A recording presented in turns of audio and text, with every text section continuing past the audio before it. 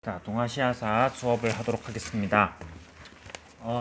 지금 이제 우리가 해야 될 거는 교과서로 치면은 59부터 61조까지 북방민족의 성장과 국제관계의 다원화 이 단어를 합니다.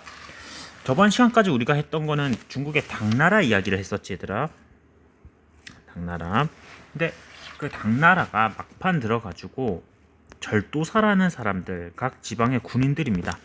이 절도사 세력이 각 지역에서 막 흥기하게 되면서 여러 개로 쪼개졌고 결국 당나라는 멸망합니다. 그 이후 중국에서는 여러 나라가 등장해요. 여기 여러 국가. 여기 지도에서 보면은 한족이 세웠던 송나라, 그리고 거란족의 요나라, 그리고 우리 민족 쪽의 고려, 그리고 탕구트 쪽에 있던 서하, 남쪽에는 베트남의 대월까지 등장을 하네요. 우리는 이 얘기들을 하게 될 겁니다. 오늘 요나라, 서하, 송나라, 고려, 그리고 일본 당시 어땠는지, 대월 이야기까지 이런 얘기들이 주를 이루게 될 거고, 그 이후에 이 거란의 영역을 이어서 등장한 여기 있는 이 금나라가 이 작은 나라에서 영토가 이렇게 커지게 돼요. 그래서 금나라 이야기까지 오늘 진행을 하게 되겠습니다. 자, 그러면 여러분은 여기를 같이 써나가면 되겠습니다. 연습장 같은 데 좀 적어 놓으세요. 유목민, 한족, 한반도, 일본 이렇게 4개로 나눠서 공부를 하면 되겠고, 유목민은 다시 이렇게 3개의 칸으로 나눠서 보도록 하겠습니다. 자, 먼저 한족의 이야기부터 해볼게요. 한족은 당나라가 멸망한 이후에 엄청난 혼란기가 와요. 그 혼란기를 우리는 5대 10국이라고 합니다. 5대 10국의 분열기가 옵니다. 그 5대 10국을 통일했던 나라가 바로 송나라인데, 송나라가 아까 지도에서 2개가 있었어요. 자, 지도 잠깐만 다시 볼게. 자, 여기 변경이 수도인 송나라는 북송이라고 하고, 우리가 나중에 금나라한테 져가지고 이만으로 도망을 가거든. 이때는 남송이라고 하잖아. 자, 그래서 북송 먼저 할 거는 북송 960년에 건국이 됐어요. 북송의 수도는 카이펑. 지도에서 나중에 교과서 지도에서 위치도 확인해 봅니다. 다른 말로 변경이라고 부르기도 해요. 여기에 수도를 삼았다. 자, 북송의 건국자 이름은 조광윤이라는 사람이에요. 조광윤이 건국을 했는데, 자, 조광윤은 통일을 하고 나서 고민에 빠집니다. 그 막강했던 당나라도 절도사, 군인들한테 힘을 너무 많이 주니까, 군인들이 각지에서 힘이 강해지니까 결국 당나라가 멸망하고 말았다. 5대 10국의 분열기가 왔다. 그래서 내가 만든 송나라는 군인들한테 힘을 주면 안 되겠다. 그래서 조광윤의 선택은 뭐였느냐? 군인들한테 힘을 주지 않고 글로써 나라를 다스린다. 문치주의를 채택합니다. 문치주의를 하면서 군인들의 힘을 매우 약화시켜요. 절도사들의 힘은 약화되고, 대신 황제의 고난은 엄청나게 성장합니다.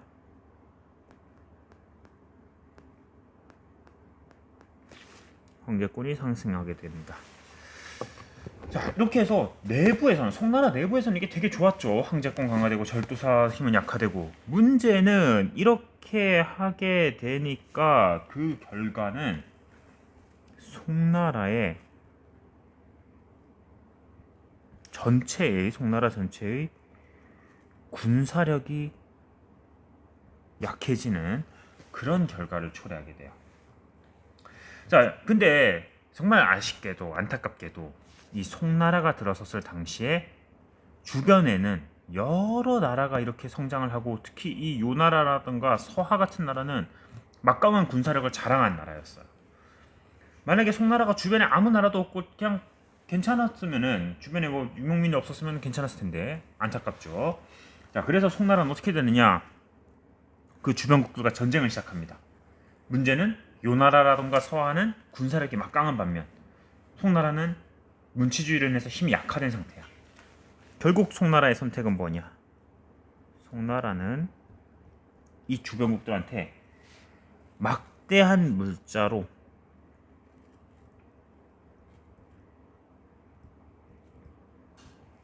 평화 유지를 합니다. 그러니까 돈을 주고 평화를 사는 거죠. 호구가 된 거예요. 그 막강했던 중국이. 이 줬던 돈을 세패라고 해요. 세패라는 단어도 좀 알아두세요. 세패를 지급했다.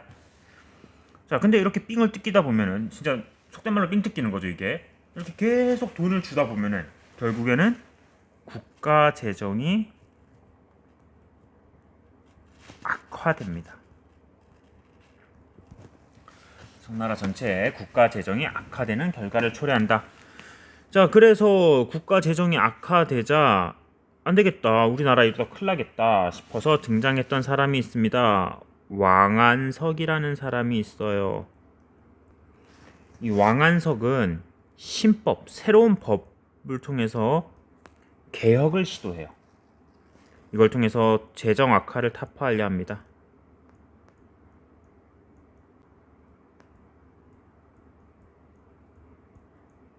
하지만 결국 왕안석의 개혁을 지지하는 세력, 지지하지 않는 세력으로 나눠서 당쟁이 악화되면서 오히려 국력이 안 좋아지는 결과를 초래합니다.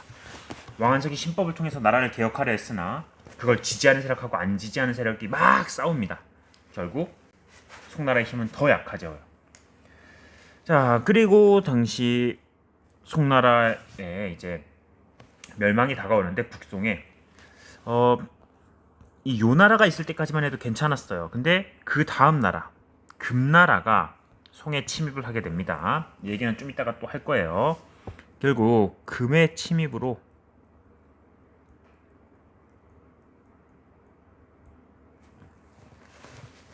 북송이 멸망한다. 북송이 멸망한다. 이 사건을 중국에서는 정강의 변이라고 부르기도 해요. 북송이 멸망하고 북송 황제가 막 여기 잡혀가거든, 금나라로. 중국 황제가. 자, 북송의 황제는 잡혀갔지만 송나라가 끝난 건 아닙니다. 황제가 잡혀가자 그 밑에 있던 왕족이 도망을 가서 남송이라고 다시 송나라를 재건국합니다. 남송은 이만, 다른 말로는 항저우라고 하기도 합니다. 그 선생님이 첫 시간에 나눠준 지도 한번 확인해 보세요. 위치.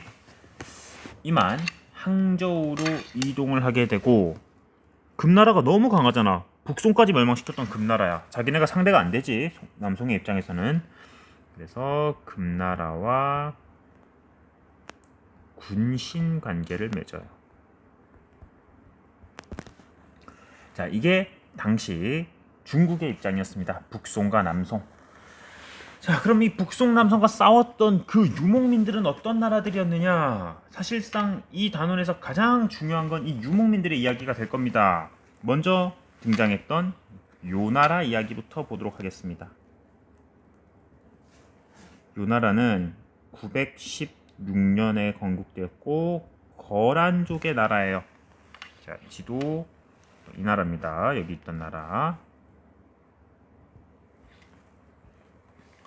거란족이 세웠던 나라인데 이 나라의 건국은 야율아복이라는 사람이 건국을 했어요. 이름도 어렵죠, 되게.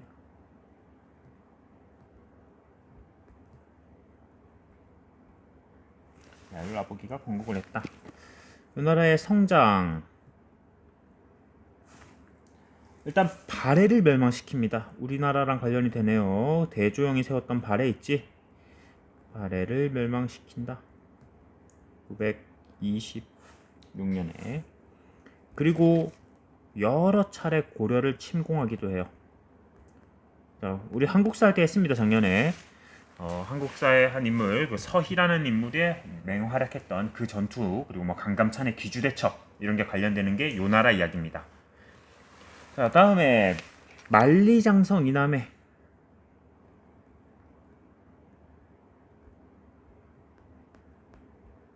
이 땅 되게 중요합니다. 연운 16주라는 땅을 차지해요.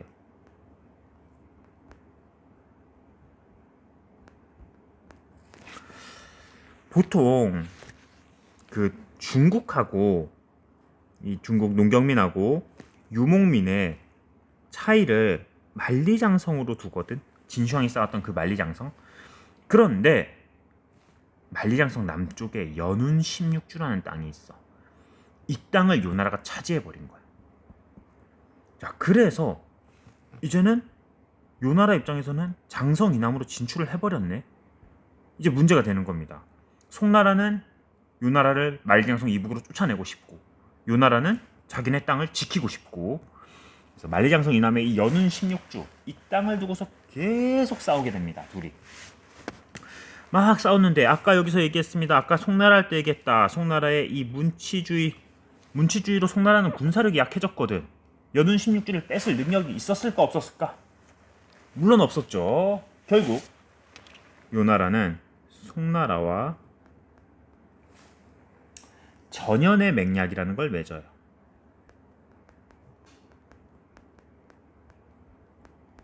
아까 얘기했던 이겁니다. 막대한 물자 제공. 1004년인데 세패를 받아요.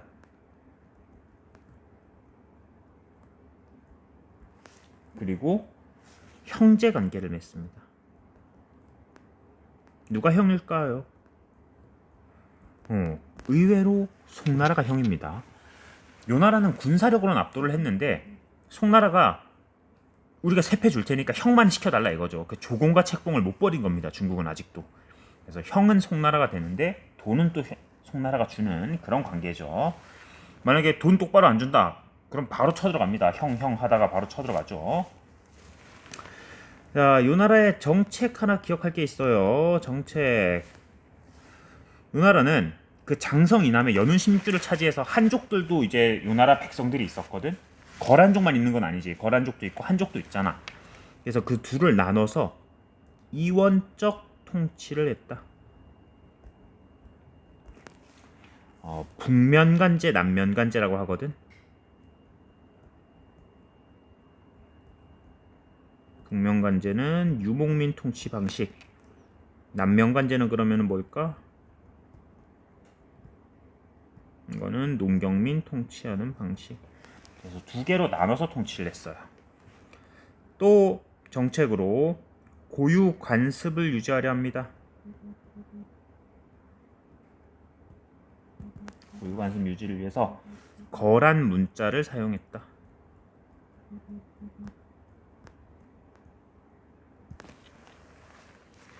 자, 이게 요나라의 이야기였어요.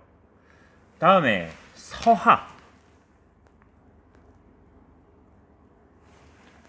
서하는 1038년에 건국됐고 탕구트족이 세웠어요. 탕구트족이 건국했는데 건국은 이원호라는 사람이 건국을 했습니다. 한국 이름 같죠. 근데 이거는 원래 이름은 아니고 중국식으로 이름을 바꿔서 이원호라고 된 거예요. 자, 이원호의 서하 어떻게 성장을 했느냐? 서하 위치를 한번 볼게요. 지도에서 여기입니다. 여기. 자, 바로 비단길과 관련되는 곳이에요. 그래서 성장은 비단길을 장악하고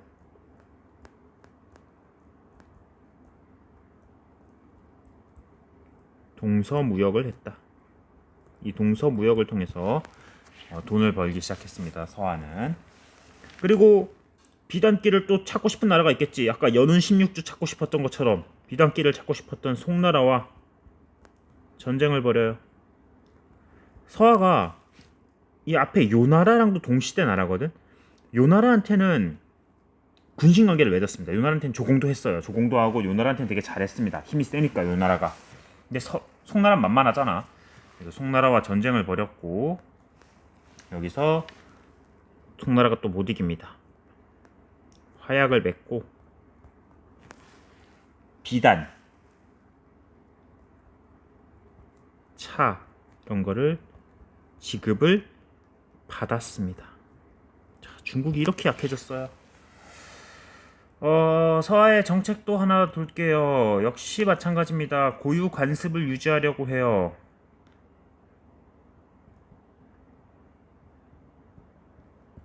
앞에 고유 관습 유지해서 거란 문자 썼듯이 여기도 서하 문자라는 거를 썼다.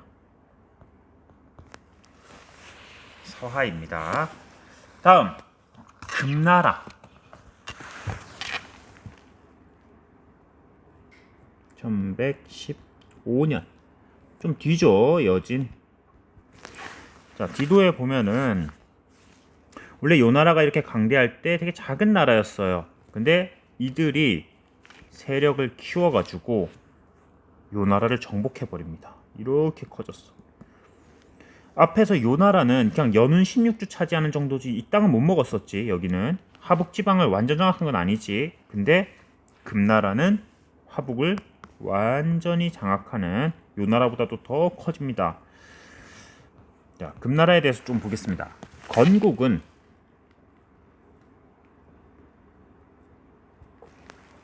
아구다라는 사람이 건국했다.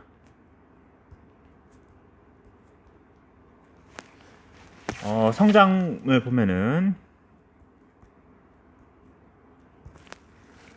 송나라와 연합해서 거란을 정복했다. 처음에는 송나라랑 사이가 좋았어요.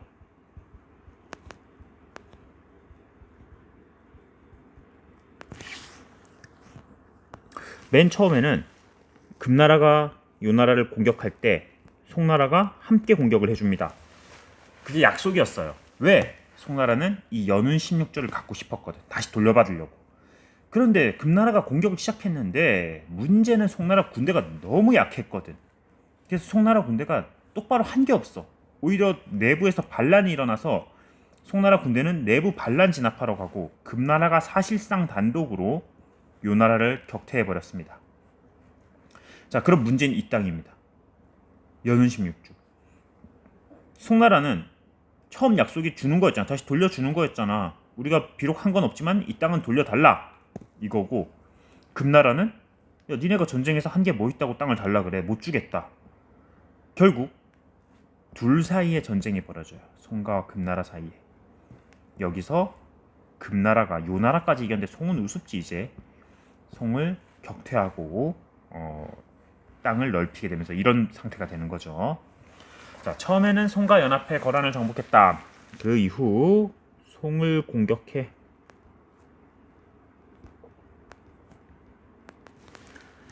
화북 전체를 차지한다.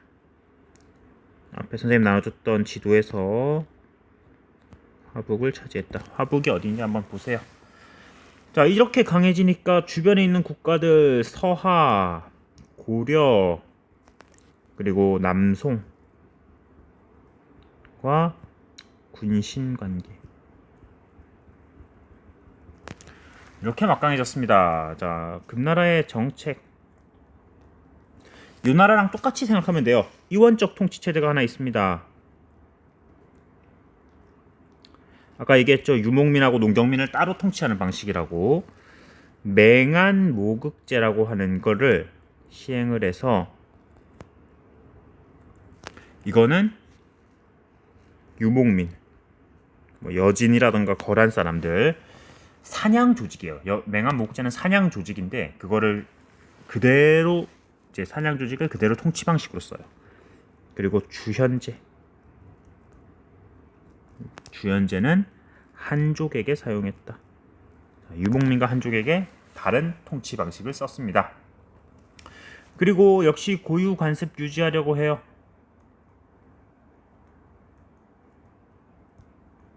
고유 관습 유지하려고 여진 문자를 사용했다. 금나라까지 했습니다. 다음 한반도. 한반도에 등장했던 나라는 우리의 고려입니다. 한국사 시간에 했죠. 918년에 누가? 왕건이 건국을 했어요. 자, 고려는 주변국들하고 어떤 관계였느냐? 먼저 거란과 요나라와의 전쟁이 있었죠. 일단 건국 초부터 적대시했어. 국진정책 했잖아, 고려가. 그리고 거란이 발해를 멸망시켰으니까 더더욱이는 안 친했죠. 거란이 쳐들어옵니다. 거란은 송나라를 공격하기 위해서는 후방에 고려부터 안정을 시키자 해서 거란이 침공을 했는데 1차는 서희의 강동 6주, 그리고 3차에서 강감찬의 귀주대첩, 이런 승리를 거두기도 했다. 근데 한국사에서는 귀주대첩에서 뭐 고려가 엄청나게 대승을 거둔 것 같은데 사실 뭐 그걸로 거란이 망할 정도는 아니었거든. 거란이 또 쳐들어올 수도 있는 상황이었어. 그래서 고려가 거란한테 조공을 바칩니다. 거란이 3차 이후에 안 쳐들어온 게 뭐 귀주대첩에 져가지고 무서워서 안 쳐들어온 것까지는 아니고, 고려가 승리를 하면서 한 이후에 야, 우리가 이기긴 했는데 미안하다. 고려는 거란에게 조공을 합니다. 그 이후에 안 쳐들어오게 되는 거예요. 이 고려의 싸움이 갖는 의의는 동아시아 세력 균형을 유지한다.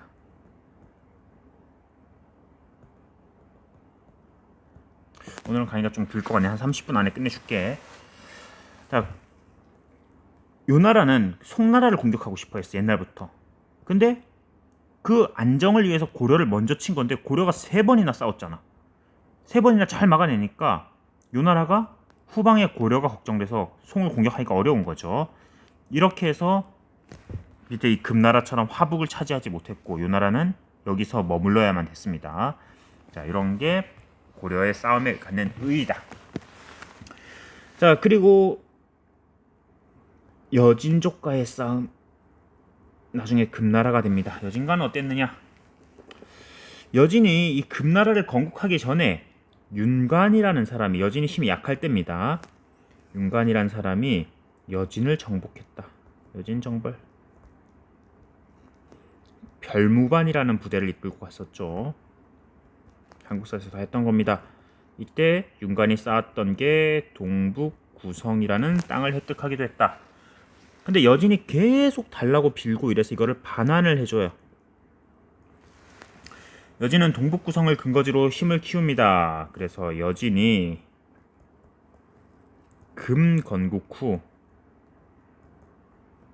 고려와 군신 관계를 맺는다. 이건 앞에 했네요. 당시 고려의 집권자였던 이자겸이 이걸 수용을 합니다. 자, 그럼 송나라와의 관계는 어땠느냐? 송나라는 가장 문화나 경제력으로 뛰어나죠. 그래서 우호 관계 유지하며 교류 지속했다. 이게 고려가 중국의 여러 나라들과의 관계입니다. 마지막, 일본.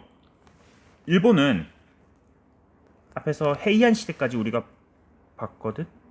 잠깐만.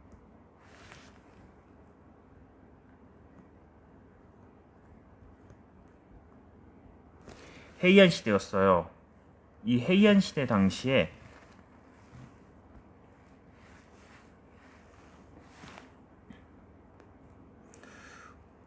어떤 일이 있었냐? 9세기 말에 중국이 위태위태합니다. 당나라가 힘이 약해져요. 그러자 견당사 중지 신라와 국교 단절. 신라 당나라가 다 약해졌거든. 그러면서 주변 국가들하고 교류를 축소해버립니다. 아예 주변 국가 교류 축소. 자, 그러면서 이제 자기네들끼리 살아가겠다. 일본이 이렇게 돼버린 거죠. 그 와중에 일본 내부에서 이 귀족 세력들이 등장을 해요. 일본에 있는 귀족들의 문화가 막 발달을 했는데 귀족들이 자기네 자기들이 잘난 맛에 계속 살다가 그 옆에서 함께 성장하고 있던 그들의 경호원들, 사무라이라고 우리가 부르죠. 이 사무라이가 함께 성장하는 걸 못 봤던 거지. 사무라이들이 힘을 키워서 귀족 세력을 숙청하고 자기들이 권력을 장악합니다. 자, 그 사무라이들의 대장이 바로 미나모토 요리토모란 사람이 있었는데, 미나모토 요리토모. 근데 이 사람이 이제 모든 권력을 장악했는데 마지막 남은 일본의 천황. 저 천황을 어떻게 할까? 그게 고민이에요. 천황은 일본에서 상징성이 있단 말이지. 그래서 함부로 죽이지도 못해. 그래서 미나모토 요리토모의 선택은 천황은 그대로 두겠다. 하지만 모든 권력은 그대로 내가 가져온다. 천황은 그대로 있어요. 명분상 중국의 일본의 왕입니다. 이 사람은 그냥 허수아비고 모든 권력은 이제 내가 가져온다. 이게 미나모토 요리토모의 선택이었고, 이 사람은 쇼군이라는 직위에 오르게 됩니다. 자, 이때부터를 우리가 막부라고 하는데, 일본에 총 3번의 막부가 있는데 첫 번째 막부입니다. 막부라는 거는 그 군사 정권이라는 거예요. 쉽게 얘기하면은 1185년 미나모토노 사무라이의 대장이었던 미나모토노 요리토모가 쇼군의 칭호를 받아요. 쇼군이란 거는 정의 대장군이에요. 일본의 대장군 칭호를 받습니다. 근데 옛날에는 장군이란 건 그냥 전쟁에서만 지휘하는 존재였는데 이제는 모든 권력을 가지게 된 거죠. 역시 가마쿠라 막부 때도 대외 관계는 소극적입니다.